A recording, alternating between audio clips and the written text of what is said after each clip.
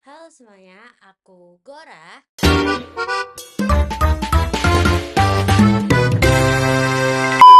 Jadi, kali ini aku bakal ngajak kalian menyelami salah satu film yang paling emosional dan surreal, yaitu Eternal Sunshine of the Spotless Mind. Film ini kan trending di antara anak-anak muda yang lagi ngalamin fase gamon. Film ini tuh nggak cuma ngomongin tentang kenangan dan patah hati. Film ini tuh bercerita melalui visual, mulai dari bentuk, tekstur, warna, dan prinsip keseimbangan yang berubah sesuai kondisi mental si Joel.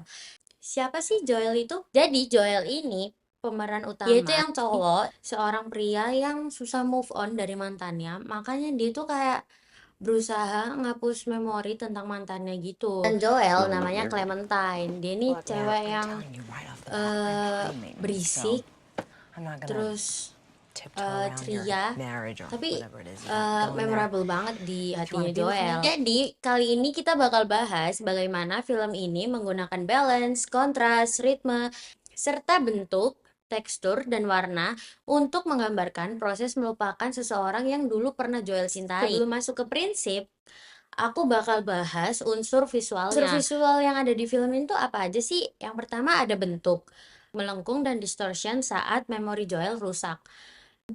Yang kedua ada bentuk sempit dan tertutup saat Joel cemas. Yang ketiga ada bentuk luas dan kosong saat kenangannya mulai hilang satu persatu. Selanjutnya ada tekstur, kasar dan grainy di dunia memori yang tidak stabil. Yang kedua ada halus dan dingin di tempat klinik Lakuna. Yang ketiga ada natural di adegan awal, yaitu realita sebelum konflik. Terus yang terakhir di unsur visual ada warna. Jadi di Eternal Sunshine itu ada 3 warna. Yang pertama ada biru pucat. Dia ini ngelambangin kayak depresi dan kehilangan. Yang kedua ada orange. Ini tuh kayak warnanya Clementine banget. Dia ini impulsif, chaotic, sama hangat. Yang ketiga ada kuning redup. Ini tuh gambarin kayak memori yang mulai pudar. Nah, kira-kira kenapa sih warna orange di film ini sering banget dipakai pas ada Clementine aja? Nah, jadi film ini tuh emang sengaja jadiin warna orange ini sebagai anchor visual yang sulit dihapus dalam ingatan Joel. Makanya dia kayak memorable banget kan buat Joel. Nah, sekarang aku bakal bahas tentang prinsip. Prinsip yang pertama ada balance, yaitu simetris dan asimetris. Jadi di adegan awal, waktu Joel pertama kali terlihat itu, framingnya kan sering banget asimetris ya. Dia tuh ditempatin di ujung frame, dikelilingi ruangan yang kosong dan besar. Nah, ini tuh menciptakan rasa bahwa Joel ini merasa nggak lengkap. Hidupnya timpang. Asimetris ini menggambarkan kesepian yang bahkan tidak dia sadari. Jadi Joel ini dia kesepian, tapi dia tuh nggak sadar kalau dia tuh kesepian. Selanjutnya, simetris muncul pada adegan salju. Saat Joel dan Clementine bertemu di pantai. Nah, komposisi di pantai itu lebih tenang dan simetris. Horizonnya lurus, terus dua karakter berada di pusat. Simetri ini menyiratkan di titik ini mereka saling melengkapi. Tapi sebagai penonton, kita tahu bahwa adegan ini adalah kenangan yang udah mulai retak. Selanjutnya, prinsip yang kedua, yaitu kontras di film ini sebagai bahasa utama. Kenapa sih kontras disebut sebagai bahasa utama di film ini? Aku kasih tahu alasannya ya. Yang pertama, kontras dunia realita versus dunia memori. Realitanya berwarna pucat, pencahayaannya natural. Kalau dunia memori gimana? Warnanya tidak konsisten, loncat-loncat, dan kadang terlalu cerah, kadang juga hampir gelap total. Kontras ini tuh memperlihatkan bahwa memorinya itu tidak stabil dan tidak logis. Yang kedua, ada kontras pada emosinya Joel. Waktu Joel ingin mempertahankan Clementine, warna hangat tuh mulai muncul. Yang kedua, ada ketika Joel ingin melarikan diri, warnanya memudar. Terus, yang ketiga, ada kontras paling kuat yang muncul pada saat memorinya tuh mulai runtuh. Objeknya hilang, ruangan jadi putih kosong, wajah orang jadi blur. Kontras ekstrim ini ngasih tahu kita bahwa semua ini lagi dihapus. Apa sih yang lagi dihapus? Memori Joel tentang Clementine. Prinsip yang ketiga, ada ritme.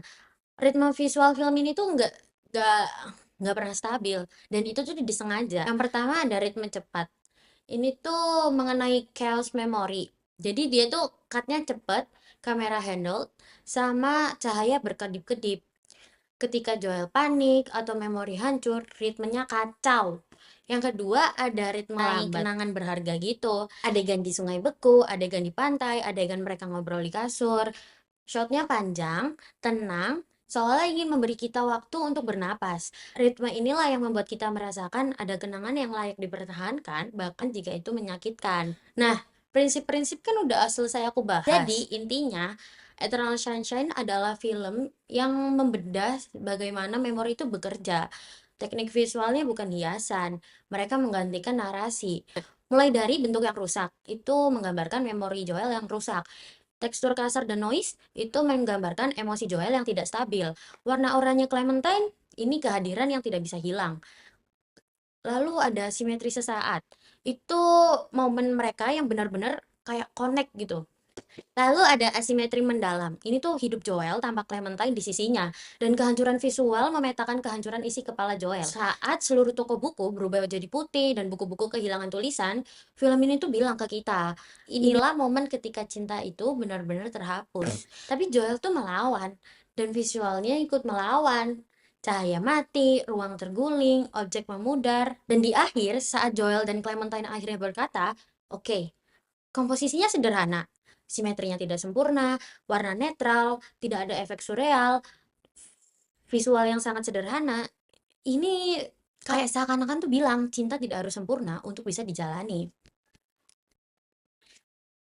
Nah, itu dia analisis visual dari Eternal Sunshine of the Spotless Mind.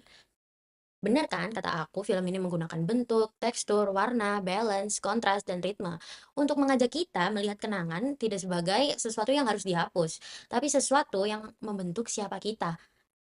Aku Gora, dadah, bye-bye. Ya,